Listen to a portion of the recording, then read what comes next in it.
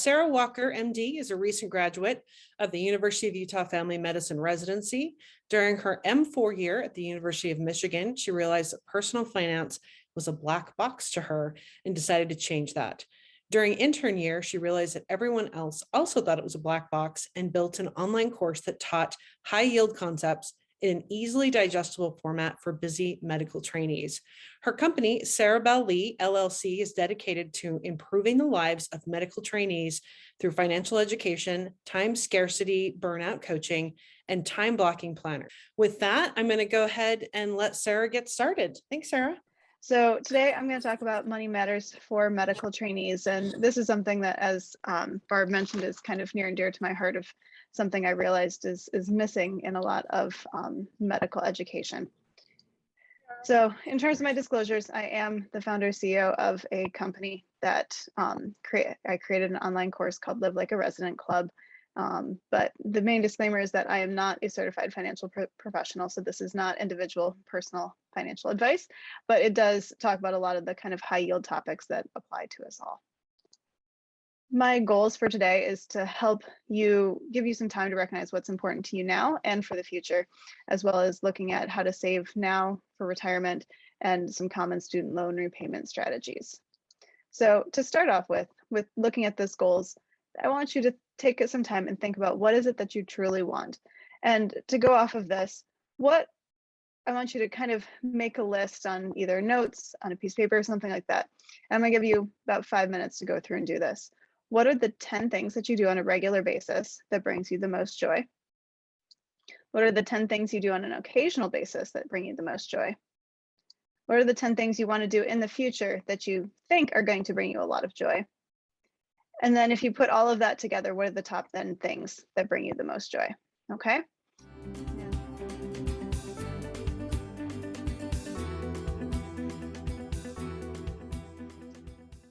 Hopefully everyone's had a chance to kind of get a little clarity about what are the things that you want in your life going forward.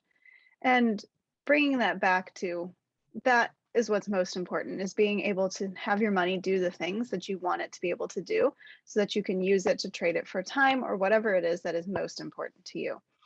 Looking at that, think about what is the difference between how you are currently spending your money in terms of saving, in terms of what you're spending it on, all of that.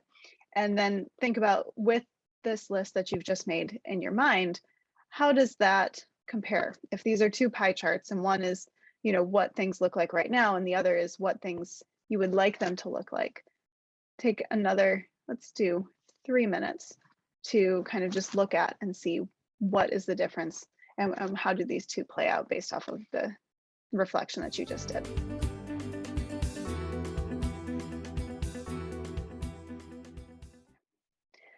And one of the things that's really important in doing this exercise is not only looking at the differences between what your current finances look like, the pie chart, versus your desired, but is really looking at the gap in between the two, and what are the areas that you seem to be prioritizing more with how you're spending your money now versus what you actually want to prioritize, and looking at how are the ways that you want to shift it so it gets closer to that desired or ideal goal of what you're looking for.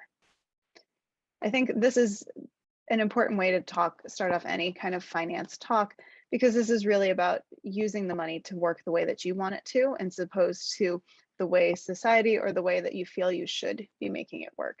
And so it's just the way to start off at looking at it in the right frame of mind going forward. The next thing that I want to talk about is looking at, how much do you need to retire? This is something that we hear all sorts of numbers in the media and in newspapers and articles online talking about, you know, how much do you actually need to retire and what that involves in terms of the saving for in advance in order to actually let you retire the way that you want. And the number is different for everyone. And that's part of the challenge, is trying to come up with what is the magic formula that works for everyone. There is no specific magic formula, but there is a relatively easy rule of thumb that I look at in terms of when I'm doing my own saving for retirement and looking at it in advance. So there was a study that was done a while ago at this point that was called the Trinity Study. And what they did was they looked at, based on your portfolio size, what withdrawal rate, so taking out, for example, in this case, 4% every year from your portfolio in retirement, what would give you a decent success rate over any period of time that we track the market. So basically over the last 100+ years at this point, at any point would still give you a success rate of essentially lasting at least 20 years with having money in your account. And so this 4% withdrawal rate is where that came from, with it had a 95% success rate of not running out of money. And that's even going over kind of the worst time periods of 20 years over the time that we've tracked it. The other thing to note is this is something where for most of us, even if we are getting closer to the end, we probably aren't going to just be continuing to take out the exact same money and not changing what we're doing to try and compensate for the fact that it changes. Some people now are suggesting that maybe a 3.3% withdrawal rate, but regardless, a 4% is a decent rough estimate. And the other nice thing is if you look at a 4% annual withdrawal rate, that means that you want to be saving at least 25 times your annual expenses. And so kind of rough math for that is if you expect that you will spend $40,000 a year in retirement, then you want to have at least $1 million in your assets in order to retire. That doesn't sound like maybe as much as we think of when we think of, attending salary or whatnot. But part of this is looking at what is your actual expenses. So you would no longer have expenses for your actual job, including commuting, childcare, anything else that kind of goes along with that, the clothes that you need, the food that you eat while you're out at that, as well as looking at the fact that you may be doing things differently than you do when you're working. And so your expenses are different than necessarily what you are making in a given year. And so that's another thing to keep in mind of, how much, what is your number kind of looking forward. So one of the things that's really important to kind of recognize and think about when talking about retirement savings is how starting early really can matter.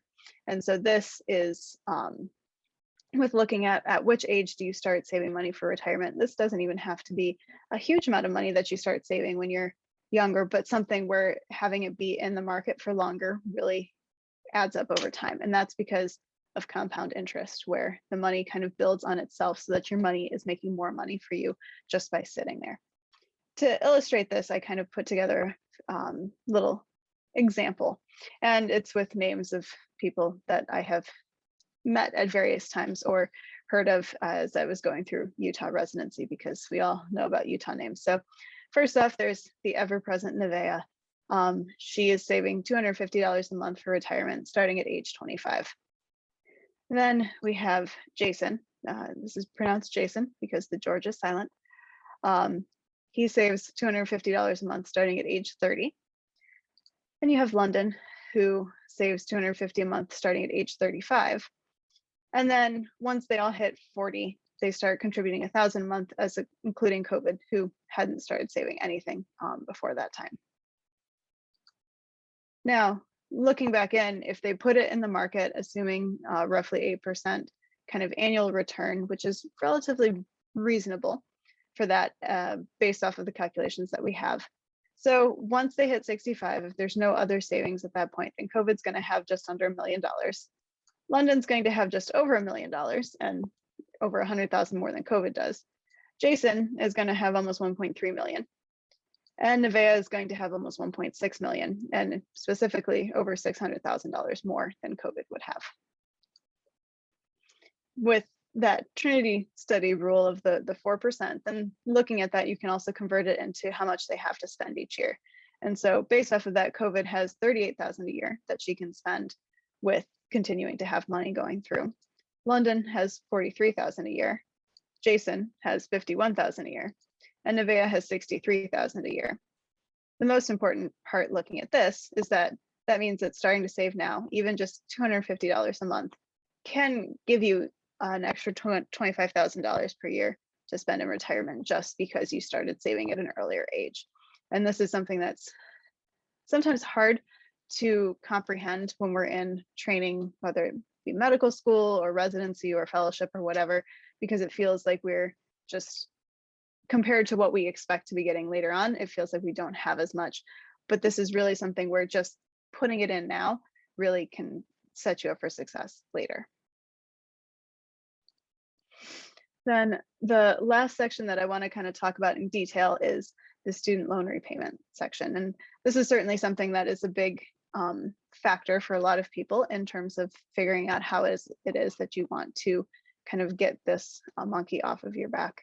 And I always found, like in medical school and whatnot, when we would have these lectures on personal finance, everyone would spend all of the time talking about all the things leading up to it.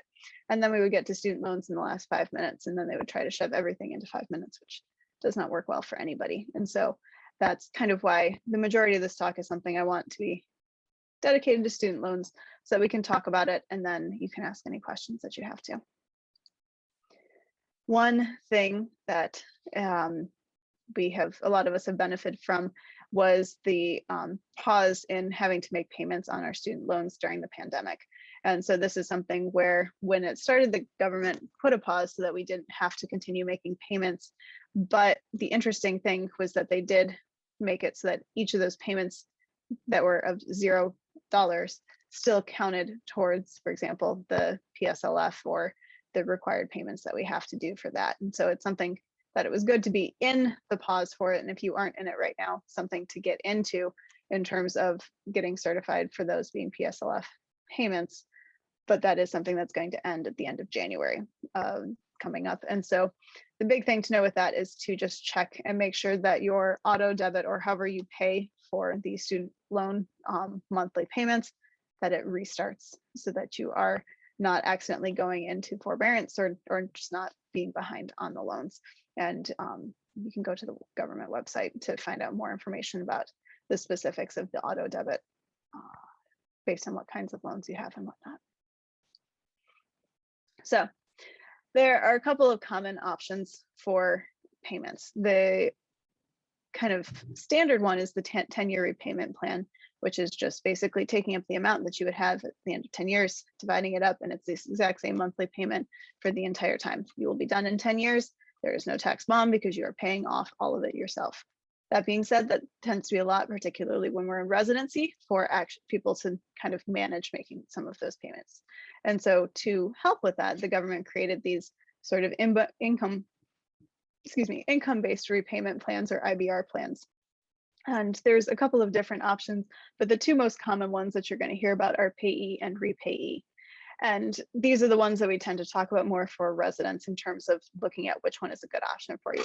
The first one that I'm going to talk about is repayee. And this is the most recent kind of option that they came up with. And the way that the payments are calculated is based off of your discretionary income, which is essentially a formula based off of your income that you make in a year, and then what the federal poverty limit would be based on kind of your family size. And then a monthly payment would be 10% in repayee of what that discretionary income level is said. There is also, some of these programs require there to be a partial financial hardship, which is basically just saying that you don't make as much money as would be expected necessarily for a 10-year financial plan or something like that. Essentially, it's not usually a hard, like for residents, most of us should be able to qualify for a partial financial hardship if we need to, but attendings may not. And so just something to keep in mind, not necessarily for repayee, but if you're looking at some of the other ones. So repayee does not require there to be a partial financial hardship. One of the main benefits of repayee is that each month when you put in this payment, you aren't even covering the interest that is accruing on your loan balance during that month. And so you really, you are treading water, and you're treading water as the faucet is still pouring in more water into the loans during residency. But what happens with repayee is the government pays or forgives, depending on how you think about it, half of the interest that accumulates during the month that isn't paid by your payment. And so you do get some small amount of forgiveness, so to speak, as you go through the repayee. The reason that you hear about repayee a lot more often for residents than you do for attendings is because the payments aren't capped at the 10-year repayment plan amount. And so that means that if you are making more than what the 10-year repayment, you're making more, so that 10% of your discretionary income is higher than what the 10-year payment plan would have, they are still going to have you pay that higher amount as opposed to paying the lower amount that would be the 10-year repayment plan. The other thing to keep in mind for repayee is that this is something where the spouse's income does affect the calculation of the payments. And this is something where it affects that whether or not your tax status is married filing separately or married filing jointly. And so once you are married, your spouse's income, if they happen to be a decently high income earner, can end up bumping your payment so that it's higher than it would be if you were just looking at it as your own. In terms of repayee, this is something where there is loan forgiveness. If they're undergrad loans, it's after 20 years, and if they're grad loans, then it's 25 years. The biggest thing to remember for that is there is a tax bond. It's colloquially known as the tax bond. And what that is say you get $200,000 of student loans is what your balance is after the 20 years or the 25 years when it is forgiven. That counts as an additional $200,000 of income on which you have to pay taxes. And so depending on what the rate is, depending on what you're making, you could end up paying, say it was 30% is what you were supposed to pay on that extra 200,000, then all of a sudden you have to come up with 60,000 at once to pay for the taxes on the forgiven amount. The other option is payee. And this is one that is similar, but slightly different. This was the version that the government came up with before they came up with repayee. It's also 10% of your discretionary income. This one does require you to have a partial financial hardship when you are applying, but you don't have to continue to meet the partial financial hardship. So this is something where if you're thinking about switching from repayee to payee when you're a resident versus an attending, then the timing of doing that is important in terms of switching to payee while you still have the partial financial hardship, as opposed to, say, you're partway or a full year into being an attending salary, you may no longer qualify for the partial financial hardship. The other thing to know about payee is you have to do an annual certification to stay in it and not revert back to that 10-year plan where you would be paid off in 10 years. If it was a subsidized loan, which is uncommon, honestly, for most graduate loans, such as medical school, the government would cover your first 3 years of remaining interest. This one, the payment is capped at the 10-year repayment plan amount. And so that is where it can be a better option when you're an attending. If your goal is for going for loan forgiveness, is that then you just, you are capped at that payment plan of the 10-year repayment plan amount. This one, the spouse's income does not affect the payment calculation if your tax status is married filing separately. Married filing jointly would still apply as being part of the payment income. And then this one is also has loan forgiveness after 20 to 25 years, but does have that same tax bond. And so this is something where if you are going for loan forgiveness that's not through PSLF, then you want to be setting aside some money so that you can pay off the taxes on the loans that get forgiven. So you may have guessed, but based off of kind of looking at that, the typical best repayment strategy, if you are someone who, and again, this depends, but this is kind of what I typically see as working out best for people when they're in residency and fellowship, is if you aren't married, then you do repayee when you're in residency, and then you switch to doing payee when you're in attending.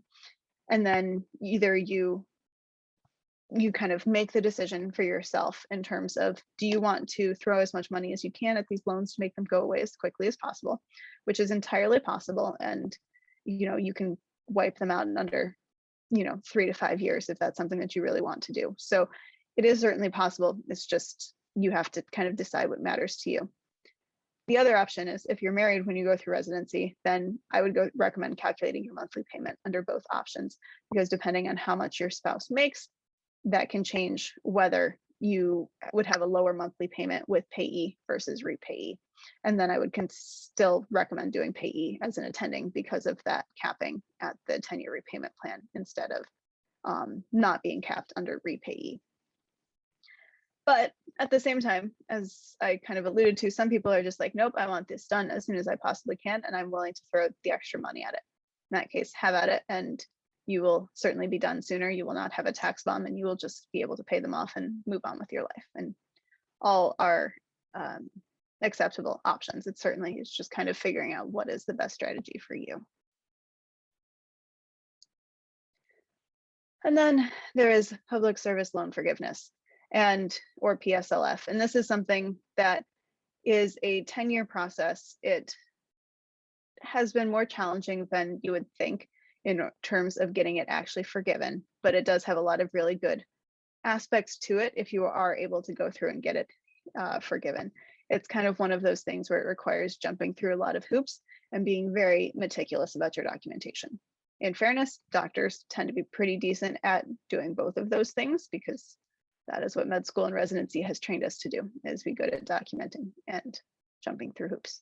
But they are, I saw an NPR article earlier today that was talking, foreshadowing that the Department of Education may be changing a little bit some of the requirements in terms of making it slightly less stringent and less challenging for people to be able to actually achieve this. And so that's something where if this is something that you are thinking about going for, just keep up to date on it because they may be loosening some of the restrictions, which is really helpful. Okay. The main things are that you have to work for a not-for-profit organization. And so this means that you can, oftentimes people think about this in terms of an academic institution. Certainly University of Utah is one that qualifies as one of these options, but a lot of hospitals honestly qualify for these things. And so it's just something that's worth asking and checking about. Loans that you have refinanced are not eligible for forgiveness. So this is something where you decided to consolidate your loans or to refinance them to get a lower interest rate that is associated with the loans. Those are no longer eligible for forgiveness. And so this is something where, for the most part, I recommend not refinancing your loans until you are positive that you are not planning on going for PSLF, or you only refinance the loans that are not eligible based on the type of loan that they are for PSLF in the first place. PSLF is also something where you have to file an annual certification, and this is usually a joint thing between you and your employer or your residency program, depending on where it is, saying that you are still working for a not-for-profit organization, that you still qualify to meet the basic requirements of qualifying for PSLF. And then we get to the 10-year thing. So it's 10 years, but what it really is 120 qualifying required payments.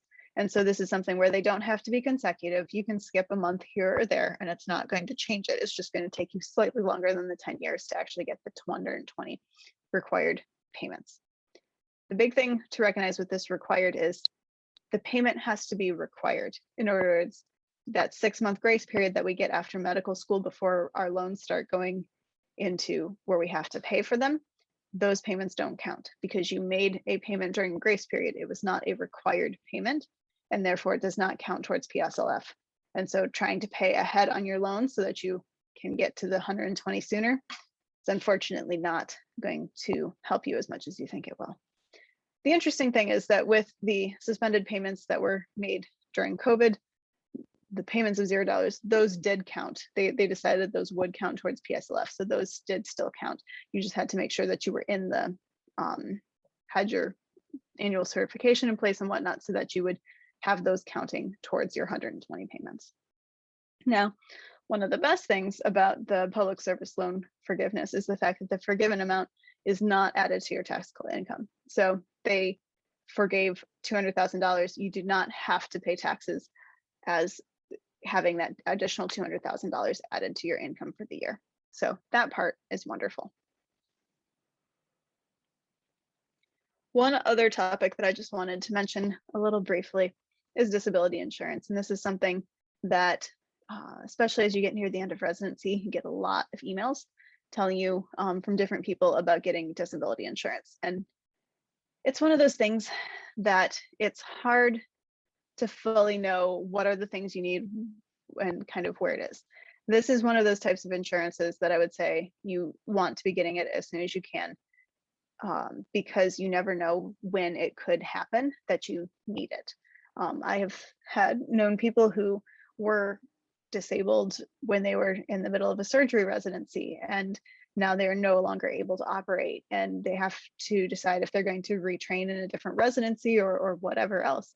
But they had disability insurance, and so even if they can still be a family med doc, for example, but they can't be a surgeon, they can still get paid with their disability insurance, even if they're working as a family medicine physician.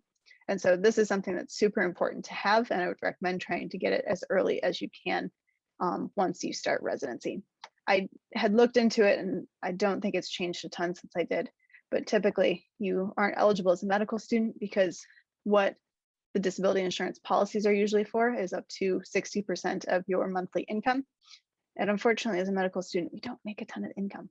And so 60% of $0 is still $0. But one thing that this is a benefit to some degree is that some residencies, including the University of Utah, have a group policy that you are automatically enrolled in. But if you have already been evaluated by a disability insurance company for disability insurance, you may not be eligible to be part of the group policy because you have been pre-evaluated. And so it's something to look into, I would say, early into residency, but probably, unfortunately, not while you're in medical school. Then the other thing that people talk about a lot are the different riders. And this just means the things that are added to the policy that tend to cost additional money, but are things to consider of kind of additional kind of categories or things that the policy covers. And so this is where you want it to be own occupation and specialty specific, so that it is not only saying that you are a doctor, but that you are a doctor doing family medicine, or you are a doctor doing surgery, or whatever it is, but it's very specifically doing the things that you do on a regular basis, so that if you are no longer able to do those things, you still get your disability insurance, even if there are other things that you decide that you want to do instead or can do instead. Then also looking at riders for mental health in terms of, does it cover mental health? If you are disabled due to mental health, some policies have it where that still is covered, but there may be a kind of lifetime maximum of how long they will cover mental health specific disability, or if it takes longer for mental health specific disability to kind of kick in and to start giving you money as should it happen. Future purchase option, this is more for residents, which is the ability to purchase additional insurance as your income increases. As I had mentioned, it's kind of 60% roughly of what your kind of monthly income is. That monthly income is different as a resident as it is as an attending. And so it's something to keep in mind as you are going forward is, can you purchase more so that you can continue to increase your disability insurance to match what your income actually is. Other things are the residual disability. And this is another word for kind of partial disability. So you can do parts of your job, but you can't do all aspects of your job. Or you are partly disabled, and this could also be something like you lose somehow in an accident, you lose one hand, but you still have the other one. And so it's varying definitions of you have some form of disability, but it's not complete disability. And then the last one is inflation adjustment, because $5,000 a month now likely is not going to look the same as what $5,000 a month will get you, in 20 years. And we can see that even just looking back to what things cost, in 2000, even compared to what things cost now. And so that's another one that's helpful to have on it as well. What I would really like is to just have a chance for us to all kind of chat and ask questions or anything that we have in mind. What did you find when you were a resident were the best resources to go to learn about the different refinancing and repayment options available? Mm-hmm. Where would you direct people to, aside from your website? Yes, my website's a great place for it. I will say that I tend to have a healthy dose of skepticism for people trying to sell me things, and maybe also a healthy dose of cynicism about that too. And so one of the kind of things that I did when kind of combing through things to find this is I looked at a bunch of different resources to try and see kind of if everyone was telling me roughly the same thing. So White Coat Investor is one place that I've used for looking at this. And another one that I really liked, I believe was called Student Loan Solutions. And give me just a second because I'm going to pull it up and make sure. But it was a book that went through in great detail, but also in a way that was incredibly understandable to people as to how to understand about student loans, because they were a bit more of a black box than I had ever thought they were. Or I take it back, they are a massive black box. And this book was one that helped really explain things to me in a way that made sense. The student loan solutions. Okay, and residents have to start paying back their medical student loans within 6 months of the start of residency? So the grace period is for 6 months, and then after that is when it starts. But again, if you're going for PSLF, then you can't, any payments that you make in advance will not count. What happens if someone's working for a nonprofit changes like halfway through if they start with PSLF but don't get a job in that, or their job changes? How does that get managed? So, and I just found the picture. This is this is from my course. Took a picture of it because it was a very helpful thing. I also had like the studentloanplanner.com, and then there's also a podcast, I believe, with the person who runs Student Loan Planner through Choose FI number 78. That was super helpful for explaining things in a very cogent way. In terms of the going for PSLF and not having the timeline doesn't quite line up perfectly, it's okay. You have to make 120 qualifying payments, but those don't have to be like consecutive, where it's like you got up to 110 and then you missed a payment, and then you had a payment that wasn't a qualifying payment and you have to go back to 0 and start all the way up again. It's just that you have to make at some point 120 of these qualifying required payments. And so if you have a span in between, like between jobs or something like that, you still have to make payments, but they just may not qualify you for PSLF. And so it will just take you slightly longer than the minimum 10 years to pay it off. Thank you again, Sarah. I really appreciate everything. And we'll be talking with you again soon. Sounds good. Thank you. Thank